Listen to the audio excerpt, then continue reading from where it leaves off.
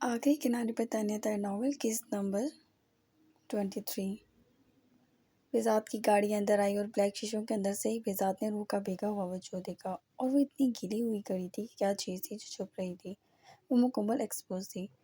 اور گارڈز، مالی، جینزی، وہ سب ملازم بھی کھڑے تھے، جبکہ دوسری طرف روح نے گاڑی دیکھتے ہی پائپ پھینکا جینزی کی طرف۔ جینزی نہ چاہتے ہوئے بھی پائپ پکڑ چکی تھی۔ بذات گاڑی سے باہر نکلا اور وہ ایک دم کھڑی ہو گئی، آنکھیں پٹپڑاتی وہ بذات کو ہی دیکھ رہی تھی، بلکہ ماحول ایسا تھا کہ اس وقت سبھی بذات کو دیکھ رہے تھے کہ وہ کیا کرنے والا ہے۔ اس نے ہاتھ کے اشارے سے گارڈز کو وہاں سے جانے کا کہا، وہ بیچارے اپنی بندوقوں کو سائیڈ پر رکھ کر یونیفارم بدلنے چلے گئے تھے، جبکہ مالی بھی چلا گیا۔ دوسری طرف سے مہروز بھی مصروف سا اندر آیا اور روح کو دیکھ کر اس نے ایک زبردست سیٹی ماری تھی۔ بیوٹی آف دا یونیورس کا ایوارڈ کسی کو ملنا چاہیے تو وہ صرف تم ہو، وہ بولا۔ بذات نے دانت پیس کر مڑ کر دیکھا۔ سوری برو، وہ ہنستا ہوا اندر بھاگ گیا۔ یہ میں نے نہیں کیا، یہ جینزی نے کیا، دیکھیں اس کے ہاتھ میں ہے پائپ۔ انہوں نے فوراً ہمیشہ کی طرح دوسرے پر الزام لگا دیا، جبکہ جینزی بیچارگی سر جھکا گئی۔ سر، وہ اب کیا کہتی؟ بذات نے اسے بھی وہاں سے چلے جانے کا کہا۔ دیکھیے، مجھے تو چھینکیں بھی آ رہی ہیں۔ وہ اپنی اداکاری کے عروج پر تھی۔ بذات نے لب دبا لیے۔ کیا ہے یہ سب؟ وہ گھر کر سنجیدگی سے بولا۔ ہاں، میں بھی جینزی سے پوچھ کر آتی ہوں، بہت بدتمیز ہو گیا، مجھے بھگو ہی دیا۔ وہ کسیانی سی ہنستی اندر جانے لگی کہ بذات نے اس کا ہاتھ پکڑ لیا۔ اس کی کلائی بذات کی گرفت میں تھی۔ روح کو وہ لمس کافی سخت اور گرم لگا۔ کافی طاقت سے اس نے اس کا ہاتھ پکڑا تھا۔ روح نے اپنی کلائی چھڑانی چاہی، لیکن بذات نے ہاتھ نہ چھوڑا اور وہ اس کی کلائی پکڑتا اندر بڑھا۔ روح منہ بنا کر اس کے پیچھے پیچھے تھی۔ وہ کمرے کے قریب آیا اور ایک مخصوص بٹن دبایا، دروازہ کھلا اور وہ اسے لیے اندر داخل ہو گیا۔ روح کنفیوز سی ہونے لگی۔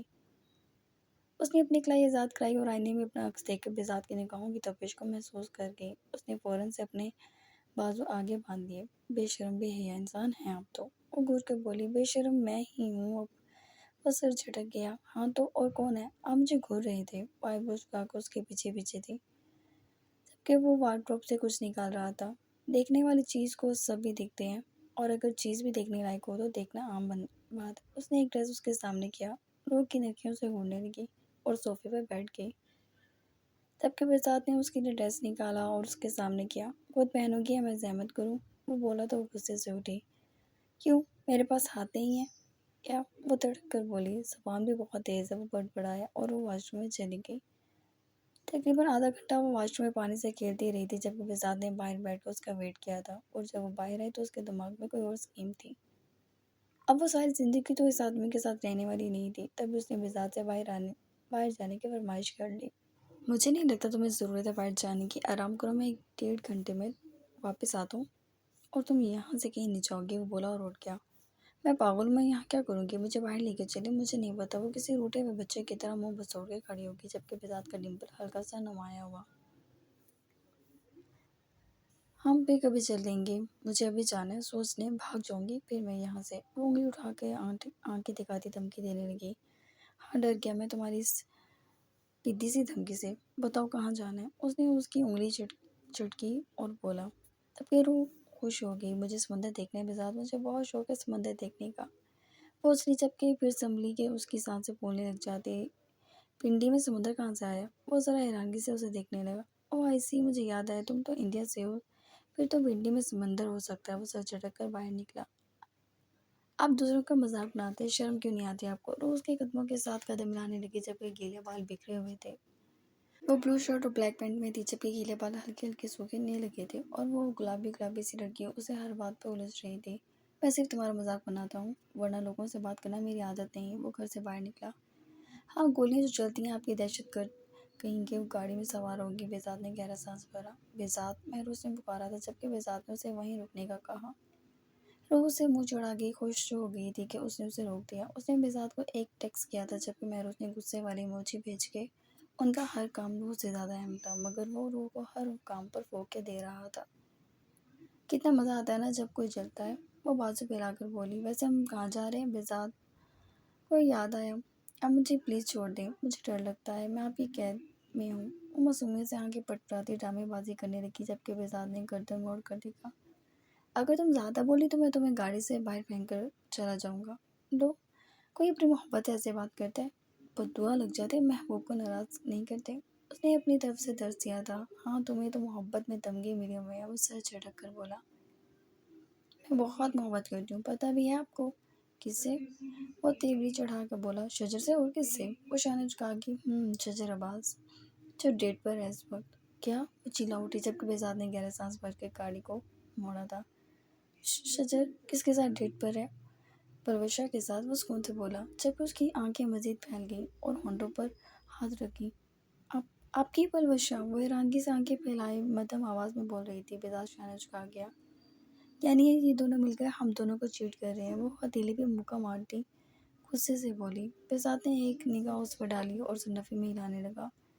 تو اب ہم دونوں کیا کریں گے؟ وہ ایک دم سیدھی ہوئی۔ ہم بھی اب ان دونوں کو چیٹ کرتے ہیں؟ وہ سنجیدگی سے بولا۔ اچھا آئیڈیا ہے، کیا کریں پھر؟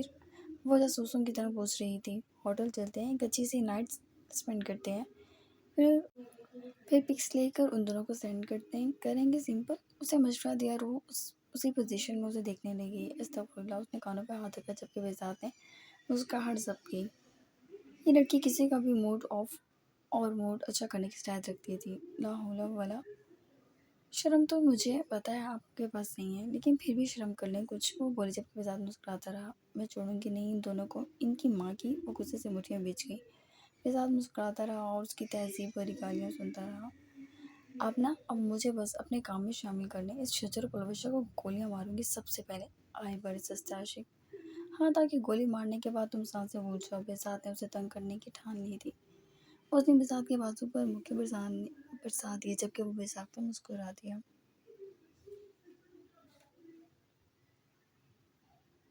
پلوشہ نے اسے ساری بات بتا دی تھی اور وہ کھڑی ہو گئی۔ اب آپ کا جو دل کرے وہ کر لیں، میں نے آپ کو بتا دیا ہے، اس نے کہا جبکہ شجر ابھی مسکرا کر اسے دیکھ رہا تھا۔ اگر تمہیں میرا اتنا خیال آ جاتا ہے تو بہزاد کو مجھے مار دینا چاہیے۔ پلوشہ نے سنجیدگی سے اسے دیکھا۔ آپ کے گھر میں ماں بہنیں نہیں ہیں؟ پلوشہ غصے سے بولی۔ ہیں، تمہیں لے جاؤں گا منوانے، فکر نہ کرو۔ لیکن تم ملی تو تھی، بس بات یہ ہے کہ 10 سال پہلے۔ مجھے آپ کے گھر والوں سے ملنے میں کوئی دلچسپی نہیں ہے، میں آپ کو بتا چکی ہوں۔ اپنی جان بچانا چاہتے ہیں تو بچا لیں، وہ بولی اور جانے لگی۔ ابھی شجر اسے روکتا کہ اس کا سیل فون رنگ کرنے لگا۔ اس نے کال اٹینڈ کی۔ ابھی وہ مقابل کو جھاڑ دیتا کہ آج سل نہیں تھا اسے نگاہوں سے یہاں کا، اور یہ کمبخت فون۔ لیکن دوسری طرف جو خبر سنی اس کے قدموں تلے زمین کھسک گئی تھی۔ وہ دنگ سا رہ گیا اور الٹے قدموں بھاگا تھا۔ پلوشہ بھی حیرانگی سے دیکھنے لگی۔ وہ ایک دم مڑا، اس کے نزدیک آیا اور اس کی کلائی پکڑ کے وہ اپنی جیپ کی جانب بڑھا۔ کیا مسئلہ؟ کرنل ضیاء کی ڈیتھ ہو گئی ہے۔ تم ڈاکٹر ہو، تھوڑا تو اپنے پیشے کے ساتھ انصاف کرو۔ میں مریضوں کو ٹھیک کرتی ہوں، مرے ہوئے لوگوں کو نہیں۔ کوئی مر گیا پلوشہ؟ شجر غصے سے بڑھ کر پلوشہ خاموش ہو گئی۔ وہ ضیاء کو جانتی نہیں تھی۔ شجر کافی رش ڈرائیونگ کے ساتھ واپس لوٹا۔ ضیاء کی لاش دیکھ کر ایک دم اس کی آنکھوں میں آیا بہزاد علی شاہ۔ وہ دھاڑ اٹھا۔ پلوشہ جبکہ ایک دم ڈر گئی تھی۔ شجر نے دیوار میں مکہ مارا۔ وہ کمرے میں چلا گیا جبکہ وہاں انویسٹیگیشن جاری تھی۔ رپورٹ لکھو بہزاد علی شاہ کے خلاف۔ اس نے آرڈرز پاس کیے۔ ابھی کے ابھی ایف آئی آر جانی چاہیے، سمجھے تم؟ وہ انسپکٹر سے بولا تھا۔ لیکن ایف آئی آر تو کٹ چکی ہے سر، وہ انسپکٹر بولا تو شجر نے چونک کر دیکھا۔ کس کے خلاف؟ انیسہ شاہ۔ یہ گن انیسہ شاہ کی لائسنس گن ہے سر، انسپکٹر نے کہا جبکہ شجر نے پلوشہ کی جانب حیرانگی سے دیکھا۔ یعنی یہ گیم تھی اور اس میں پلوشہ بھی شامل تھی۔ اسے پتہ تھا کہ شجر اگر وقت پر اس تک پہنچا تو وہ یقیناً اس کے خلاف ہی جائے گا، تبھی پلوشہ کو سہارا بنایا تھا تاکہ ڈسٹریکٹ ہو جائے۔ پلوشہ اسے سنجیدگی سے دیکھ رہی تھی جبکہ شجر کے سر پر اس چال بازی پر خون سا سوار ہوا تھا۔ آپ اپنے ہاتھ خون سے مت رنگیں، پلوشہ نے اس کی جانب دیکھا۔ میرے ہاتھوں میں خون ہے پلوشہ، میری فکر نہ کرو، وہ سنجیدگی سے بولا۔ کاش اس سارے کام میں آپ کی مدد کر پاتی۔ وہ بہزاد کی جانب دیکھ کر گہرا سانس بھر گئی۔ تم کر سکتی ہو، اگر میرا چھوٹا سا کام کر دو۔ اس نے وہ تصویر جو پلوشہ دیکھ کر ڈر گئی تھی اس کی جانب بڑھا دی۔ پلوشہ جانتی تھی بہزاد کا پہلا دشمن شجر ہے، لیکن پھر بھی وہ اس کے مارنے کے حق میں نہیں تھی، اور وجہ شاید وہ خود بھی واقف نہیں تھی۔ میرا ایک کام کر دو، صرف شجر کو یہ بتا دو کہ بہزاد اسے مارنا چاہتا ہے، اور یہ کام تم کس وقت اسے کال کرو گی میں تمہیں بتاؤں گا، لیکن میں اس شخص سے بات نہیں کرنا چاہتی۔ پلوشہ نے ذرا ناراضگی سے کہا۔ بہزاد چپ ہو گیا جبکہ وہ اس کی بات کے خلاف جا ہی نہیں سکتی تھی۔ اچھا ٹھیک ہے بتائیں۔ وہ اس کے سامنے بیٹھ گیا۔ بہزاد نے اسے سب سمجھایا۔ شجر اس کی آنکھوں میں دیکھ رہا تھا، جو خاموشی سے قریب سے ہی دیکھ رہی تھی۔ تبھی گاڑی میں اس کا ضیا کی موت پر نہ چوکنے کا اتنا افسوسناک سرد انداز سا تھا۔ شجر غصے سے کھولتا اس کا منہ جگڑ گیا۔ تو تم نے ٹھان لیا بہزاد علی شاہ کا ساتھ دینے کی؟ وہ دھاڑا پلوشہ ہلکا سے مسکرائی اور اندر داخل ہوتے ہارون بیگ کو دیکھا، جو ارجنٹ فلائٹ لے کے اس خبر پر تڑپ کر لوٹا تھا۔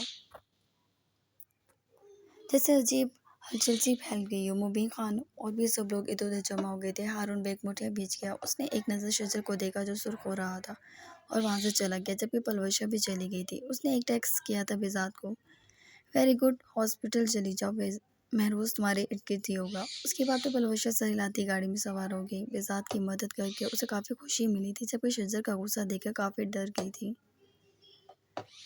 اگر وہ لوگ اسے ڈسٹریکٹ نہ کرتے تو شجر ایف آئی آر بہزاد کے خلاف کرواتا، جبکہ ایف آئی آر بہزاد اپنی مرضی کے شخص کے نام پر کٹوانا چاہتا تھا۔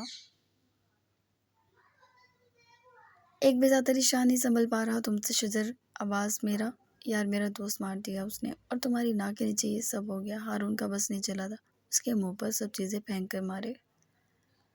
اور انیسا کے نام ایف آئی آر کیوں کیسے کٹ سکتی ہے؟ ہاں تم سے یہ کہا تھا انیسا کا خیال رکھو، مگر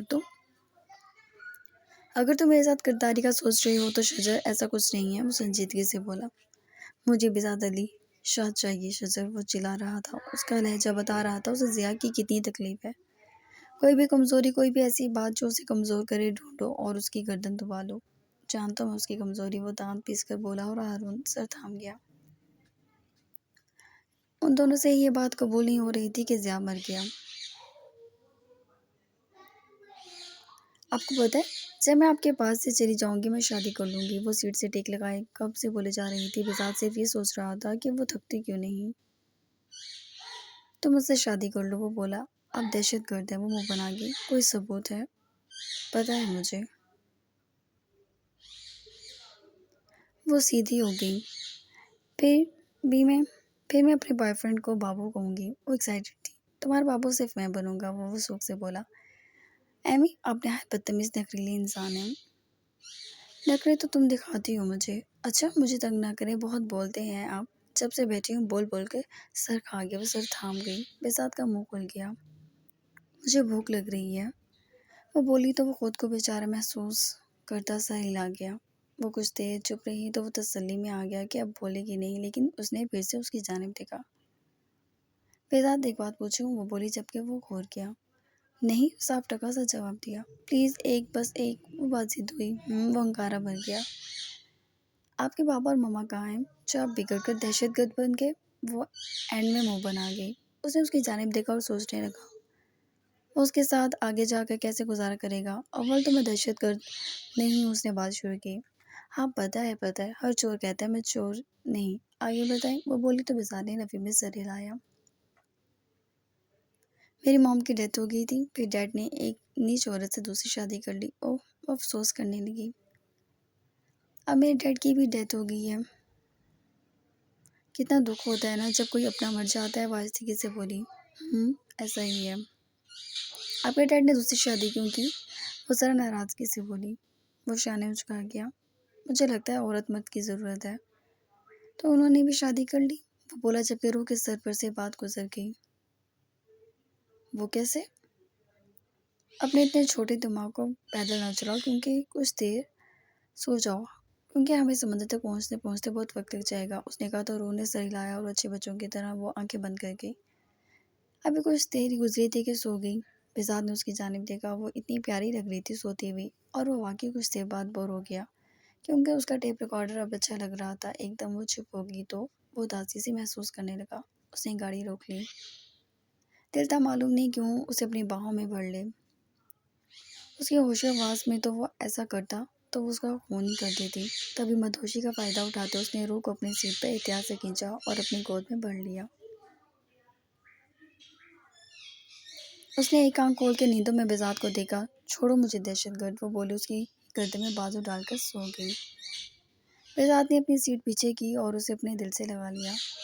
اگر زندگی میں اس کے لیے کچھ اہم تھا تو وہ روح تھی، اس کے لیے وہ کچھ بھی کر گزرتا۔